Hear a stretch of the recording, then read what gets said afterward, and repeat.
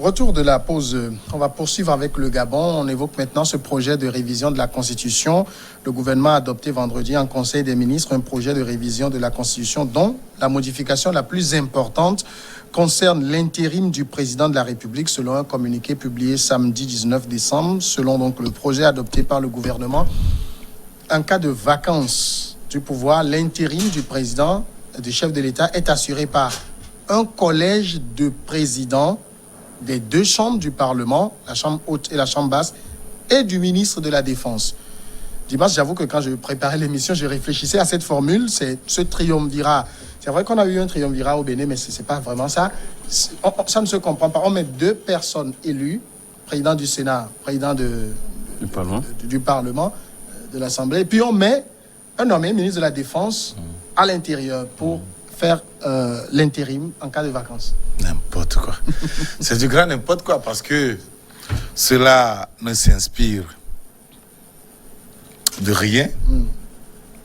C'est une innovation gabonaise qui peut-être, à la limite, on va nous dire, prend en compte les réalités gabonaises, mais en même temps, je pense que cela veut simplement assouvir la volonté de Ali Bongo pour pouvoir qu'est-ce que je veux dire, préserver oui, ses intérêts, parce qu'il faut reconnaître que ce qui lui est arrivé de façon soudaine et inattendue a propulsé devant un certain nombre de politiques qui n'ont pas su préserver ses intérêts à lui. Il a vu en eux des menaces réelles et quand il a repris le poil de la bête, il a réglé un certain nombre de comptes. Donc il pense que, en compliquant encore les choses, il aurait pu s'en sortir, ou bien va s'en sortir au cas où cela surviendrait encore.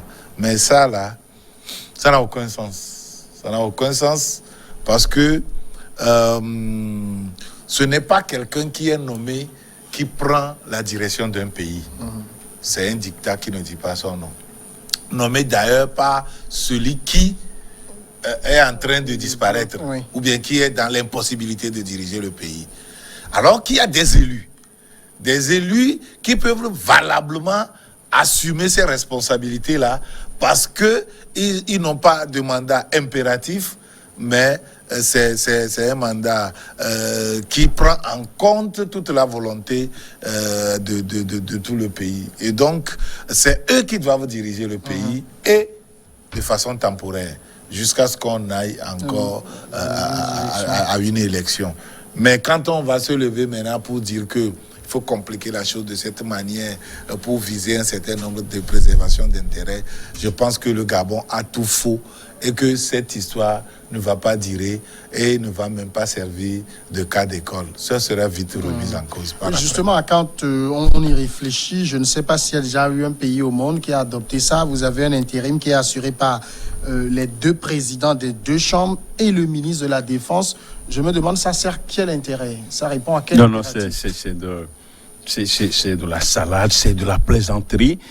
Vous voyez comment le pouvoir diriger un pays qui est quelque chose de sacré, parce que la vie des millions de citoyens sont prises en compte par ce dirigeant.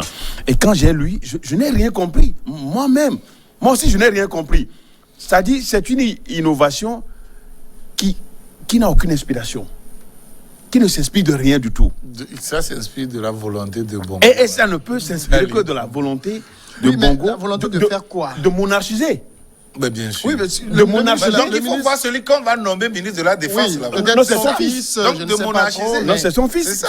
Il est déjà... Il est un de ses conseillers, un truc comme ça. À la Défense. À la Défense. Il est à la Défense. Il va le nommer à la Défense. Et donc, comme c'est le ministre de la Défense qui s'ajoute au collège des présidents de deux chambres. Donc, déjà, on a déjà la solution. On sait ce qu'il veut faire. Et maintenant, comment est-ce que cette direction, comment cette gouvernance, comment ça va se passer? Ils sont trois signataires. Ils sont trois signataires à la tête du Gabon.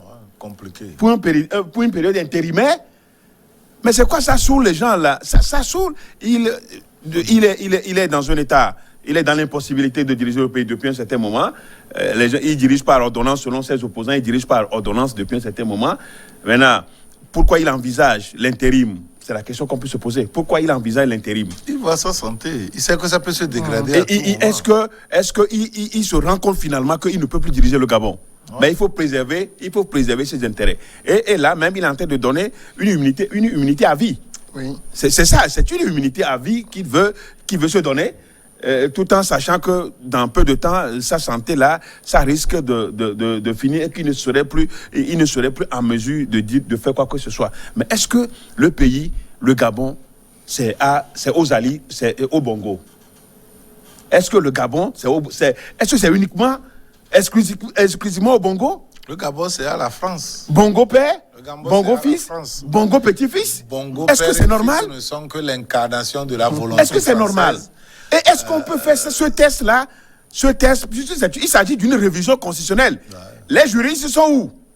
Au Gabon. Vont dire quoi? Si c'est la volonté les juristes sont au Gabon. Comment est-ce que cela peut s'expliquer? Moi, je veux savoir qu'on me démontre, que les Gabonais, les juristes gabonais me démontrent cela. Le collège des présidents des deux chambres, plus un ministre de la Défense. Comment cela va? Mais ça fait la honte. C'est justement la question que tout le monde se pose quand on met ce triumvirat en place. Et ce triumvirat, c'est pour servir à quoi? Comment il va fonctionner? Comment ça va fonctionner? C'est ça. Ils vont peut-être désigner le président parmi eux. Et ce président ne peut qu'être que le ministre de la Défense. C'est ça. Parce qu'on ne peut pas demander au président du Sénat de venir chapeauter le président ils ont le Sénat et l'Assemblée et le Parlement l'Assemblée nationale. Et l'Assemblée nationale. Donc, on ne peut pas demander au président de l'Assemblée nationale de venir chapeauter le président du Sénat. On peut non plus demander au président du Sénat de venir chapeauter le président de l'Assemblée nationale. C'est deux chambres dont les composants sont élus. Et donc, on ne peut pas leur demander de venir chapeauter l'un l'autre. Et donc, ce qu'on va dire, c'est peut-être celui qui a nommé le ministre de la Défense. On va dire que c'est lui qui a l'effectivité du pouvoir. Et donc, c'est lui qui va les chapeauter. Et ça n'a aucun sens. Quel est le rôle maintenant des deux autres? Ça n'a aucun sens. Peut-être un rôle consultatif ou bien un rôle... donc, les décisions, je ne sais pas la modalité de prise de décision, je ne sais pas comment ce serait défini. Il faut reconnaître que ce monstre à trois têtes, ce Densou que Omar Bongo est en train de concocter là-bas, ne peut accoucher que des décisions de monstres. Ali Bongo plutôt, ne peut qu'accoucher que des décisions de monstres et que ça ne peut pas être applicable sur le territoire. Est-ce que ça fait à l'Afrique? C'est quoi cette histoire? Non, c'est malheureusement le malheur de l'Afrique. Et ce malheur est bien concocté, bien peaufiné, bien on n'est pas appliqué par la France. Généralement, on sait que les constitutions des on force les choses. Des pays africains d'expression française sont inspirés du modèle de la France. Mais là, ça n'a rien. C'est une invention du modèle une invention gabonaise. Je parle de la volonté politique française. Oui, moi, je veux quand même faire ce parallèle. C'est-à-dire, on sait que pour écrire nos constitutions, on a beaucoup de consultants qui viennent de la France. Calquer les modèles ici. Oui. Mais ça n'a rien. Ça n'a rien de réfléchi. Ça ne répond rien. Vous savez, en ce qui concerne les tests, si vous voulez qu'on vous concocte les tests d'une manière, on va vous les concocter.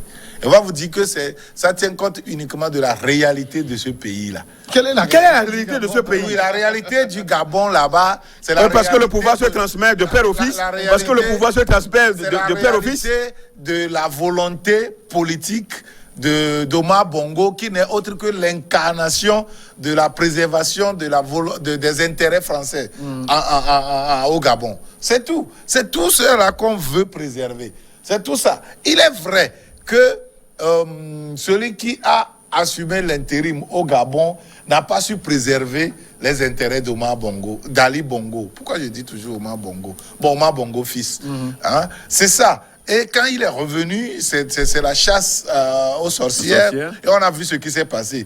Pour lui, il va tout faire pour que cet état de fait ne se représente plus. Mais ce n'est pas en mettant un système de monstres, de Densou à la tête du Gabon au moment où lui, il est en difficulté pour gérer les affaires de l'État, que la solution est tout trouvée. Je pense que cette histoire ne va pas durer. Cette histoire ne va pas durer parce que si vous lisez les Non, c'est modèles, intégré dans la Constitution. les modèles constitutionnels des grandes constitutions du monde entier, que ce soit d'inspiration anglo-saxonne, que ce soit française ou tout ça là, vous n'allez pas voir cette choses comme ça. Et en cas de vacance du pouvoir, soit c'est le président de l'Assemblée nationale, c'est toujours le président de l'Assemblée nationale. En France, par exemple, c'est le président du Sénat. Le Sénat, c'est le président du Sénat. Sénat. Le président, c'est le président de l'Assemblée nationale. Ailleurs, c'est le vice-président. Si c'est le, il y a un vice-président, c'est le vice-président. Si on a au Gabon, j'allais dire, sur le projet va de toute façon atterrir sur la table des députés. Si on a une Assemblée nationale avec des députés réfléchis, on ne va pas adopter ça. Hein. Oui, mais vous avez bien fait de parler de députés réfléchis. Est-ce que c'est des députés réfléchis? Je ne sais pas. C'est des députés nommés? Nommés ou pas, on peut être réfléchi. Hein. Ils ne vont pas le faire. Mais ils vont voter. Vous allez voir que le vote sera contrôlé. Peut-être qu'ils vont. Non, ça va être. Non, je dis ça va faire un vote à main levée. Parce qu'en même temps, il y a un précédent pour ces députés. Ils ne voudront plus revivre ça. Je ne sais pas si vous rappelez. Vous vote sur la légalisation de l'homosexualité. Ceux qui ont voté contre ont été sanctionnés. Donc, du coup, personne n'aura pu. Donc, il faut préserver ses intérêts. Pour préserver ses intérêts, si Ali Bongo voudrait mettre son fils, il suffisait si son fils est député, qu'on le mette président de l'Assemblée nationale et puis créer le truc. S'il n'était pas député, c'est compliqué. Mais s'il n'est pas député, il faut convoquer, il faut dissoudre l'Assemblée nationale. C'est plus compliqué. Il faut dissoudre l'Assemblée nationale. C'est plus compliqué. C'est comme ça le pouvoir en Afrique. C'est plus compliqué. Oui, juste à cause d'une seule personne, on peut justement, faire des scénarios du matin au soir. Donc on a l'essentiel. Du matin au soir, on a l'essentiel. Quand même, quand on regarde dans ce qui a été. Non, c'est l'avidité. Ça, c'est vraiment, c'est une certaine avidité qui ne dit pas son nom. Juste pour préserver, pour monarchiser le Gabon, pour dire qu'après Ali Bongo, c'est Bongo petit-fils. Vous vous rappelez aussi quand Ali Bongo a eu son AVC, beaucoup avaient parlé de vacances, d'indisponibilité, mais la constitution gabonaise à l'époque ne prévoyait pas d'indisponibilité temporaire. Oui. C'est ce sur quoi la présidente de la Cour constitutionnelle s'était basée pour qu'on ne déclenche pas la vacance du pouvoir. La nouvelle constitution prend maintenant en compte l'indisponibilité temporaire. Est-ce qu'il ne faut pas aussi voir au-delà l'état de santé d'Ali Bongo? C'est peut-être ça ne peut plus aller très loin. La dégradation, la dégradation, c'est de ça. Il y a une certaine dégradation. Il peut encore faire de rechutes et que le même scénario peut se reproduire encore. Et donc, c'est pour cela qu'il pense que mettant en place un triumvirat monstrueux, donc il va pouvoir s'en sortir et garder toujours les rênes du pouvoir. Ou déjà les médecins lui ont fait savoir que la chose ne va plus durer. C'est possible aussi. Non, ce qui se passe, les médecins lui auraient déjà dit que la chose ne va plus durer et que bientôt il n'est pas à l'abri d'une rechute. Il sait qu'il n'est pas à l'abri d'une rechute. Bon, donc ce qui fait au lieu de laisser cette histoire, ce qui fait que il veut se préserver et se donner une immunité à vie. Bon, est-ce que là, c'est quoi, il est en vie, Ali Bongo est en vie, mais est-ce que il sent encore que c'est la vie? Vous me comprenez? Est-ce qu'il sent encore que c'est la vie? Pourtant, comme on l'a toujours dit, est-ce que le pouvoir là où il est aujourd'hui, est-ce qu'il contrôle quelque chose? Il ne contrôle pas grand-chose. Pourtant, c'est dire que ce que nous faisons, ou bien nous en avons fait, nous continuons de faire du pouvoir en Afrique. On dit, dès qu'on a le pouvoir, c'est-à-dire on ne veut pas que le pouvoir le quitte. On veut seulement rester au pouvoir, malgré tout, même si tout ce qu'on fait, il faut marcher sur les cadavres des citoyens pour que le pouvoir soit préservé, on le fait. Donc, c'est la volonté française. Si vous voyez d'ailleurs, c'est dommage. Si vous voyez la capacité du camp militaire français au centre même, au cœur même de Libreville. La base militaire, ils appellent ça la base militaire de Libreville. La base militaire de Libreville. Vous allez vous inquiéter. Et donc, je ne sais pas. Quand vous allez même au camp, vous allez même au camp militaire de Gabon, ce n'est même pas vaste comme le non, pas du tout. Non. C'est pas comparable. C'est petit truc par rapport à c'est des petits trucs par rapport. Oui, j'y suis allé. Si vous dans le fait de contourner cela, vous voyez la capacité même du donc vous avez le vertige. Vous avez le vertige. Et ils ont tout, ils ont tout là-bas. Ils ont matériel, équipement, ils ont tout le matériel pour là-bas intervenir. pour protéger. Pour protéger C'est les ça, intérêts c'est français. la Les intérêts français. Autre article de cette constitution, de cette nouvelle constitution. Ce projet-là, cette salade. C'est l'article 78 qui dit qu'une fois qu'il a quitté ses fonctions, le chef de l'État ne peut pas être jugé, recherché, détenu ou condamné pour les actes posés durant ses fonctions.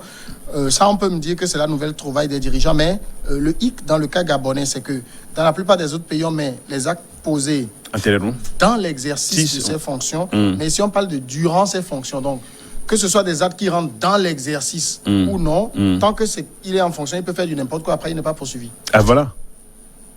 Voilà, c'est l'explication. C'est la même explication que moi aussi j'ai eu quand j'ai lu. Et donc ce qui veut dire que c'est un permis d'impunité. C'est un permis. On est en train de lui donner un permis de tout faire. Un sauf-conduit. Oui, bien sûr. Non, vous savez, ça là, c'est une vaste rigolade. Oui. La Constitution n'a d'effet qu'au moment où elle est opérationnelle, elle est en fonction. Si on met fin à cette constitution, Bongo sera poursuivi après le pouvoir. Oui, ça, bon. faut pas qu'il se leurre. Oui, ben, celui qui le met sur cette piste, viendra, en disant que qui viendra mettre non, fin. à cause de ça, qui viendra mettre fin. Un jour, on peut en mettre fin. Hein. Oui, non, bien un sûr. Jour, c'est imprévisible. Ouais. Non, un jour, on est d'accord. On est d'accord qu'un jour, on peut y mettre fin. D'une manière ou d'une autre, il s'oppose à l'intérêt français. Vous allez voir tout de suite là, on viendra le prendre. On viendra le prendre. Lui, il est facilement avec prenable. effet immédiat, et immédiatement on va mettre sur pied peut-être une autre constitution ou bien un autre système pour pouvoir prendre en compte la gouvernance du pays, et hop, on le juge. C'est ça, c'est quand la constitution est opérationnelle, la constitution est en cours, qu'on peut respecter. Voilà. Mais quand on vient mettre fin à l'opérationnalité de cette constitution, on vient mettre fin à cette constitution, c'est fini, on peut tout se permettre. Et donc, si quelqu'un le met sur cette